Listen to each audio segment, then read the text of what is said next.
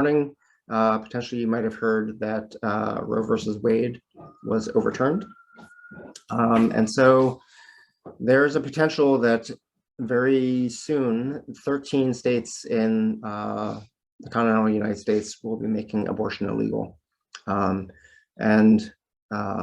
When we often talk about that, we talk about the idea of autonomy, my body, my rights. And you don't have a choice over my body. And autonomy is a big part of that. But it is the power differential. It is the capacity and the agency of someone to be able to express their inner autonomy. That is at question right now with that. So I would like you to maybe consider some statements about consent. These are things that we hear all the time about consent. One is that no is a full sentence. Yes means yes.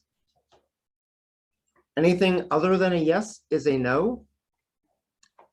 It needs to be an enthusiastic yes, or it's a no. If it's not consensual, it's not sex. Just be a good person. It's not that hard. Get consent before you do anything. And the last one, they said yes, so I don't understand why they feel like they didn't consent. And these are things that, so I've been teaching consent for a number of years with the Consent Academy, and these are, if I basically culminated the standard questions that come from people in my student populations all these years, this is kind of like the boiled down version of it. This is what people are continually saying that they are hearing in the consent community. So think about these as we keep going. Some of these I'm going to go yippee-ki-yay, and others I'm going to say they're not really that valid when you break them down and deconstruct them. Starting point is dualism, which I, of course, will lean into over and over again because it's one of my little windmills I'm always jousting. So in the corner is an image from the book Gender Queer. If you have kids or teens, you may have heard about this book. It is currently banned in almost every school across the United States because it is challenging binary thinking. And kids in the internet are loving this book.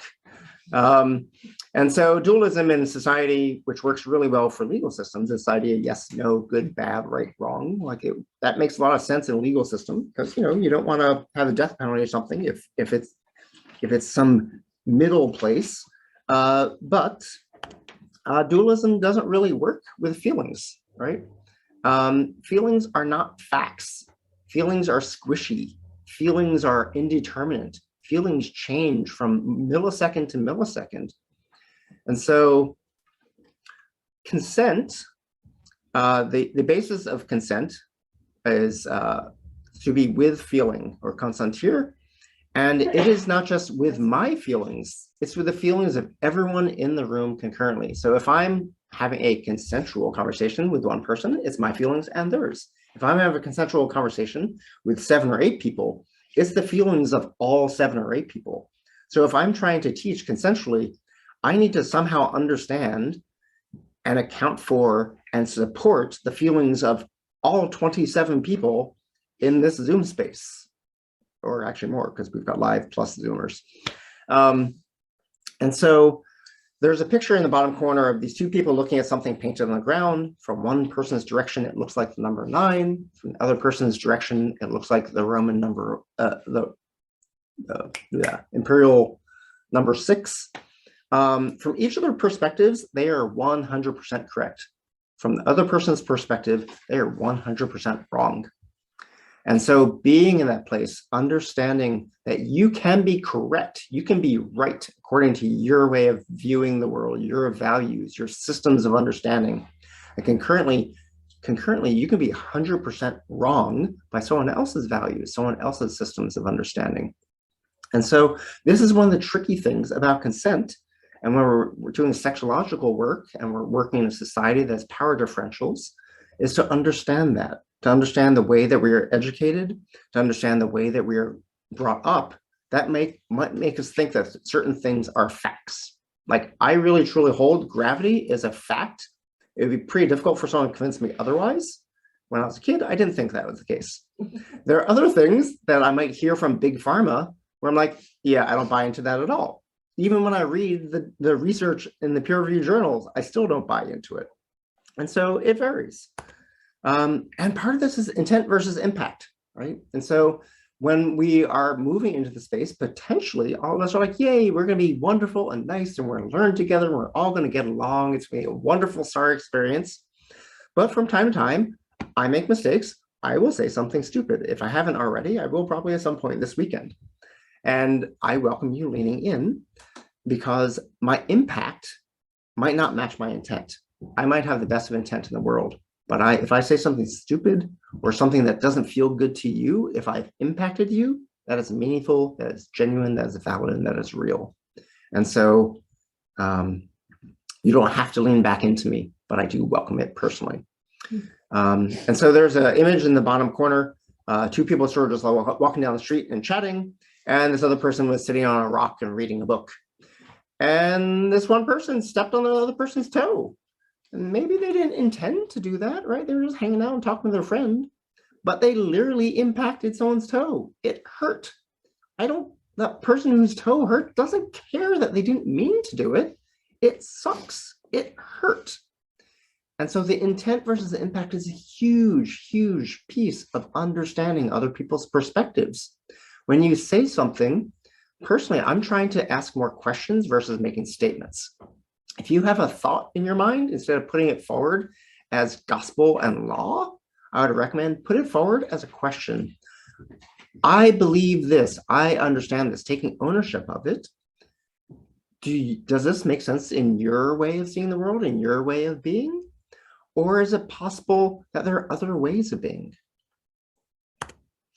So I grew up in Philadelphia, as I've said before. I moved out of the Pacific Northwest, and people here hug. When I first moved here, the kitty cat in the middle, like I really truly felt like people were trying to kill me like a devouring bear. It was just terrifying. Like my personal bubble was there for life safety, and people were not allowed to cross it because of my just life story, my background. Now I'm a hugger, and now I'm all yippee-ki-yay. And so now when I see someone like coming at me for a hug, I'm like, they want to connect, and how wonderful that is. But that's not always the case. And we just came through COVID. So even if you were a hugger before COVID, it is quite possible now, if someone approaches you, you're going to kind of freak out about it. Yep. Just got a comment about someone else coming from PA. So risk profile. Potentially, you're all joining the STAR, and it might be in your risk profile. A number of you at the beginning talked about this idea of, I'm looking forward to being uncomfortable. I'm looking forward to being challenged, right? You are basically declaring that you have a higher risk profile than someone that doesn't want to hear anything other than what they already believe to be fact. And so there's a little cartoon in the bottom corner of these two little fish, and there's a worm on the hook. And so it's kind of like a little punny thing. One fish was like, hey, I'm thinking about going online, but I hear it can be dangerous. Because they might not know that if they bite into this little worm, that there might be someone's dinner. And so, yeah, was that a question? Okay. So, and so when you're approaching something is to have a sense of what your risk profile is. So like in this learning environment, is it 1%? That is part of your risk profile. If you lean in 1%, are you okay with like going 15% into your discomfort? Are you okay with the entire world turning upside down and inside out? I remember like when I was learning calculus, I learned some things multiplied by 0 were no longer 0. I really truly had a bit of a breakdown for 3 weeks. Like my entire sense of physics imploded. And we might say something at some point that might cause your physics, your understanding of sexuality, your understanding of self could implode. I would love that. You have a high risk profile. Yes, it's true. So other people, maybe not. And so potentially, can you approach these things in an incremental manner? And so if you're going to do something risky, if you're going to go bungee jumping, can you, before you jump off the side of a bridge, can you just put on the harness and see, does it chafe? Like, does it feel okay? Do you find yourself suddenly feeling claustrophobic by just putting a harness on? Or does the harness feel okay? How about next, just rappelling 5 feet or just dangling 2 feet off of the ground from a rope or something like that, right? Incrementally approaching a risky situation. And the sex world, the same thing, right? And so, like, there are all these behaviors that we tie to homosexuality and heterosexuality and things of that sort. And then there's also the sense of identity and the sense of self. And so if you think about bridging beyond your current sense of self to a different way of being, is it the identity that's a scary, risky thing? Or is it the behavior that's a scary, risky thing? So like people who are straight, STR, the number 8, it's a population group that use that as an identity.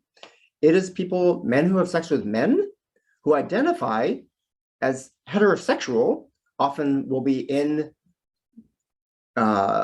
monogamous heterosexual marriages.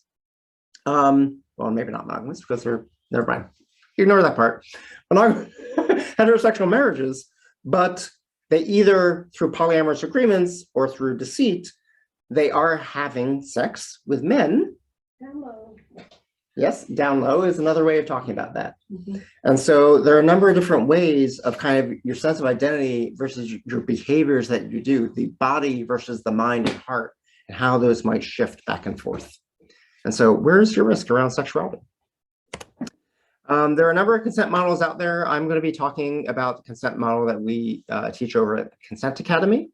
And these references are on the Canvas site.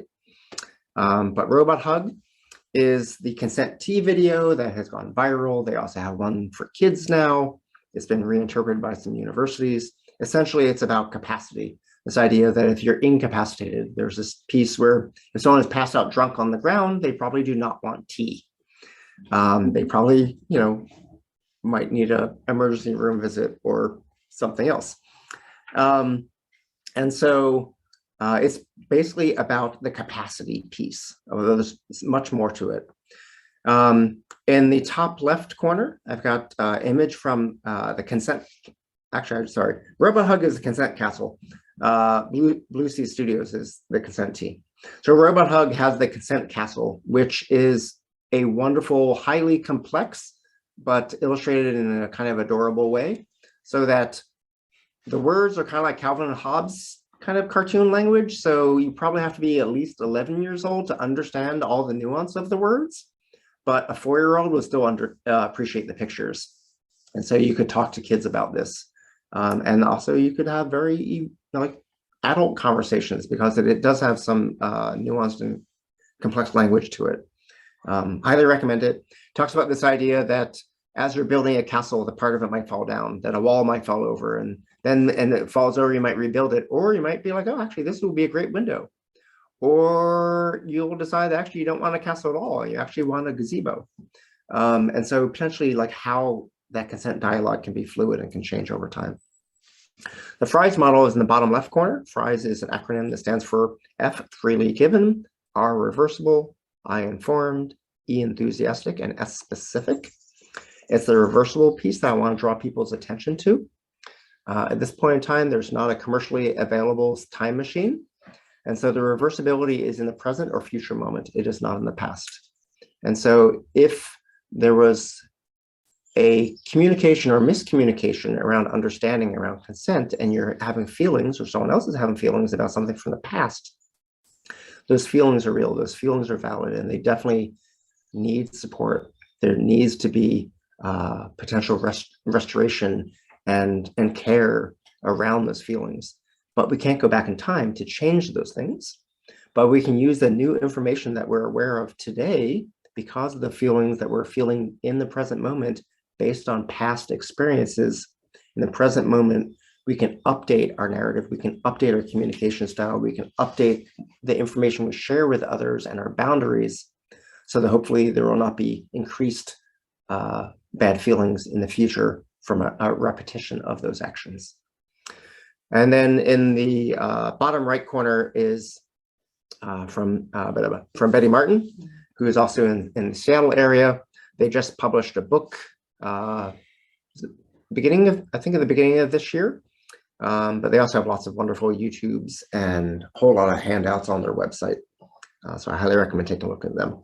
And I'm sharing these because the way that I teach consent is not the one and only way. And if the way I'm teaching it doesn't work for you, please find another model. Yeah, question? So your R and reversible. Yes. Curious about how you're describing like almost like regret is what it sounds like. Potentially can be regret. Because from like a legal perspective, that's tricky, like hot water. So how can you describe that a little bit more thoroughly? Sure. I So used to work at a college counselors that are dealt with Title IX quite a bit. yes. And it's a really gray zone when you're talking about like regret versus, you know what I mean? Yeah. I Is believe the so. synonym to this revocable? Do you revert like the So- consent of giving is I reversible? understand like revoke revert. it? So I understand, let me unpack the reversible term. Reversible is different than like Yes. regret. Let me unpack, and thank you for the question.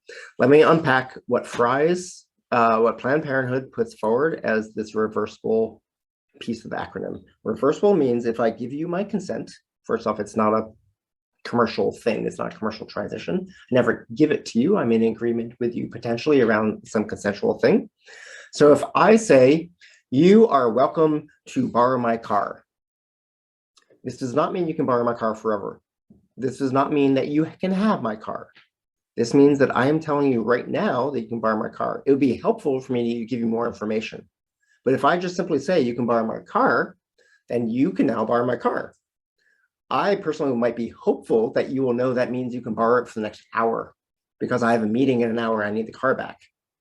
If I don't get the car back and I miss my meeting, I'm now going to feel certain feelings around that.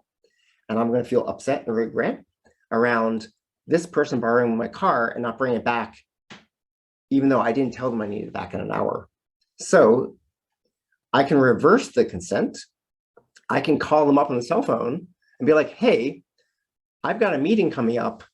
I know I said you could borrow my car. I didn't tell you I have a meeting. I'm reversing that. You can only borrow my car for another 7 minutes, and then I need you back because I need my car back, right? Or if I say, we can do sexy X, Y, and Z, once I start doing the thing, I'd be like, that's not cool. I need lube. Right. Or I guess I want to clarify by saying further, like in the moment, in the activity, in the moment of the activity, you can stop at any time and change your mind. But like 6 months later, if you say like, you know, I thought about it and I didn't feel comfortable with the way that went down, although I did not at any point express that at any point, and you thought you had consent, that's different. That's a different type of regret, right? Okay. And so the reason I'm bringing this up with the Fry's model is that a lot of people basically, they approach this reversible piece as retroactive, and we can't change the past. Right. So that's, I just want to clarify for that, because like, you know, you can be under the influence and regret, and by being under the influence, like with marijuana, for example, which is legal in many states at this point. Like, I don't know, there's this is just very unclear with substances, but This is awesome. I love to go deeper on this, but I also need to keep the time schedule a little bit, if that's okay. Yeah. So, but I would love to have further conversation around this. Great one. So yeah, you can reverse your consent at any point in time. That's 100% valid, and it shouldn't be questioned. You don't need to give an answer really, or an explanation for it.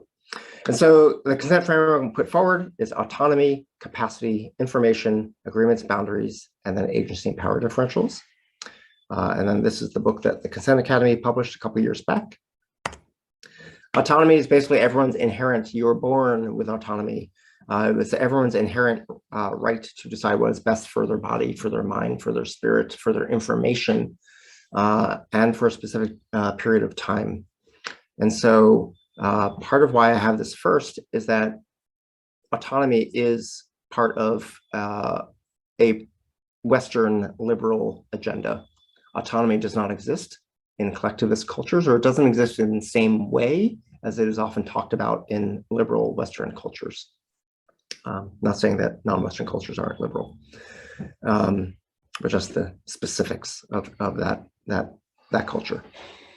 And then This can also extend to personal property, whether it's a car or a cell phone or something of that sort. And it also potentially can, if we're talking about polyamory and you have agreements in place, that this can extend to a person, that you can have agreements to another person that your sense of autonomy can include your couplehood. It can include your dyad or your triad.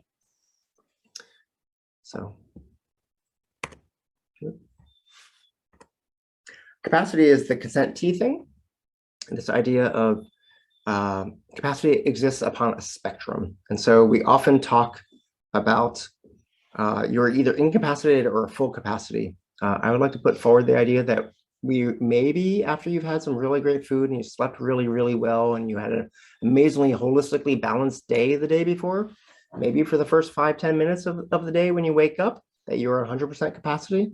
But if your brain's anything like mine, I start thinking about 50 things, and my capacity quickly goes to 98% or 90% or 85%. The more that is going on in your life, potentially the less capacity you have. An acronym that can help you, or a mnemonic to help you think about capacity is HALTS. The H of HALT stands for hungry or horny. The A stands for angry. The L for lonely. The T for tired. And the S is for sick or stressed. And so like in the beginning, when we talked about this idea of enthusiastic yes, enthusiastic consent, I would encourage you to stop doing that.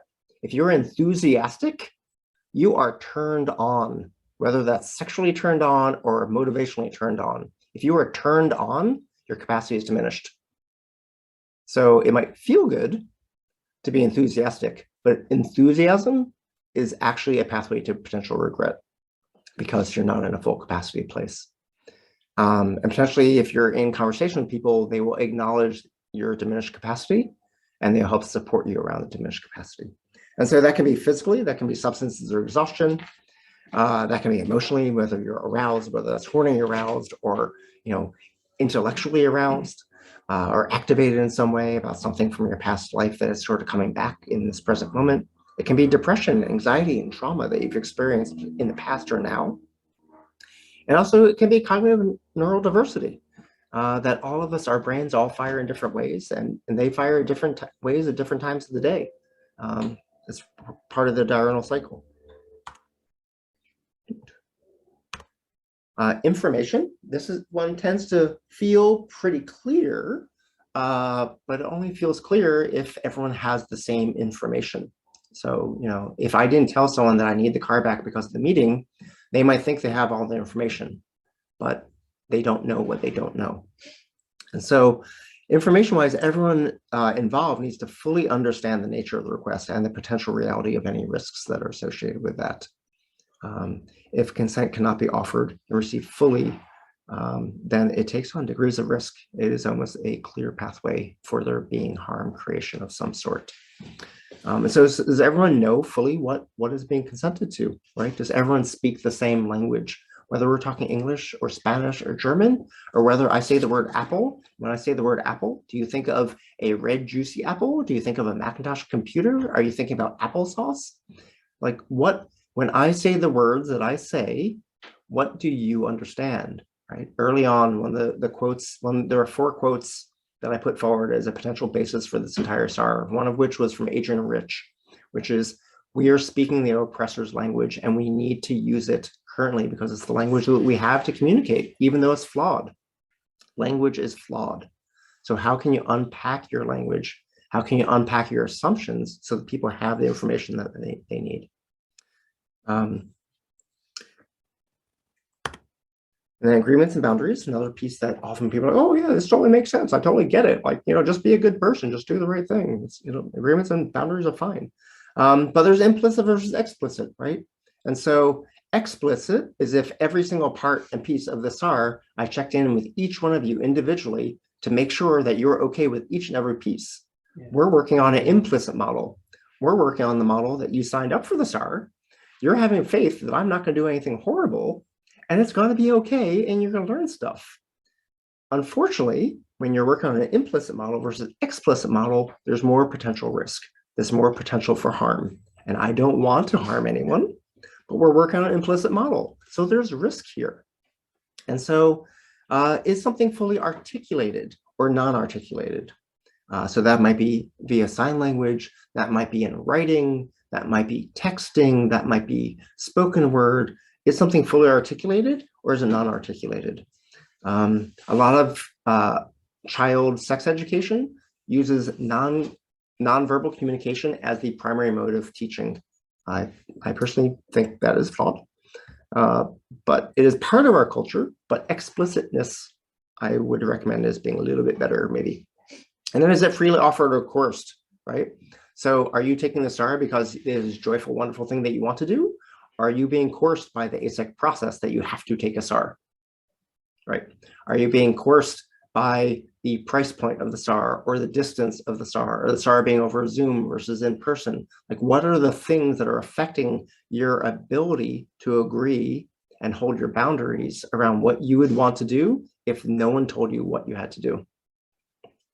So if there is coercion, once again, higher risk and a sure pathway to potentially harm. So, and boundaries change over time. You know, maybe I forgot about the meeting and I tell them once I remember about the meeting, I need the car back, but I didn't have a boundary until I remembered about the meeting. You know, you might not know that you don't want to do a certain thing with someone until you're in the heat of the moment. And then you're like, yeah, I don't like making out with you, or I want to make out with you, but you just ate a garlic pizza. Could you like brush your teeth? You know, like these boundaries, these things shift and change, and we need to be able to have communication around that. I like to put forward the idea that no is as sexy, if not sexier, than a yes. One of the things that Amanda, I believe Amanda was working with last night and talking about last night is oh no, sorry, this was Kath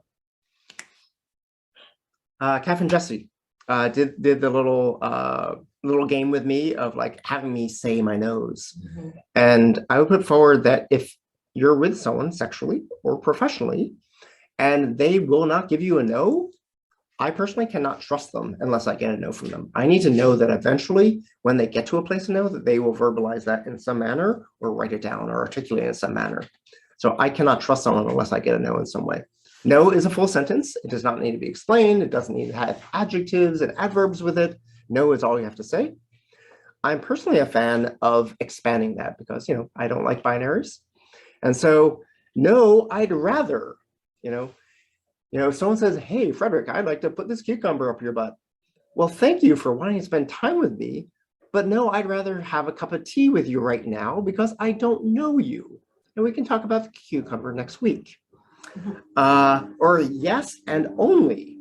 So, okay, like right now, in no way is my body feeling receptive to cucumbers. But hypothetically, since I put forward this ridiculous thing, let's just say yes, but only if you use a whole bunch of lube and you also whisper sweet nothings in my ear, right? So there can be the no but or the yes but, or the no and or the yes and. So kind of add to that. And then agency and power differentials. And so this is a whole list of things that I'll happily talk with you about for hours and hours and hours. But there are a number of different power differentials in our society that potentially impact the way that decisions are navigated. And so there could be things about age, bodily cognitive ability, class and money, race and ethnicity, visual aesthetic. There are a number of things that potentially affect the power that we feel that we have, the agency and autonomy that we can express. And these are some of those things that can affect that. So we cannot avoid, unfortunately, we cannot avoid violating consent. It will happen at some point in time where we may make mistakes, we're imperfect. And so what happens when consent is violated? How might you react? How might you own that mistake? If I put my foot in my mouth, how do I apologize? If someone says something that is uncomfortable at some point during the SAR, how do they honestly apologize? How does someone make amends and attempt to repair around something that they said or they did? It is possible that you cannot make amends right now. It is possible that if you do not honestly feel that you've made the mistake, if you do not honestly feel and understand how or why you've harmed someone, to take a breath and to think about it. And don't apologize because society tells you you have to apologize right away. I'd recommend be like, I hear you. I understand that you're expressing that you're harmed. I don't currently understand fully why, and I need 5 minutes or 5 days to ponder and figure that out because I'm currently stuck in my own bias and my own way of seeing the world. And I care about you, and I never wanted to harm you, and I want to provide you support, but I honestly don't get it right now. So yes, and then you can update your consent framework and try to do better next time. And instead of making huge mistakes next time, just do little mistakes, because we will make mistakes. So yeah, and then you're welcome to take a snapshot of this slide if you want. How might you practice consent? So how does autonomy, what does autonomy mean for you? What does good boundary setting look like for you? How might you mitigate power differentials?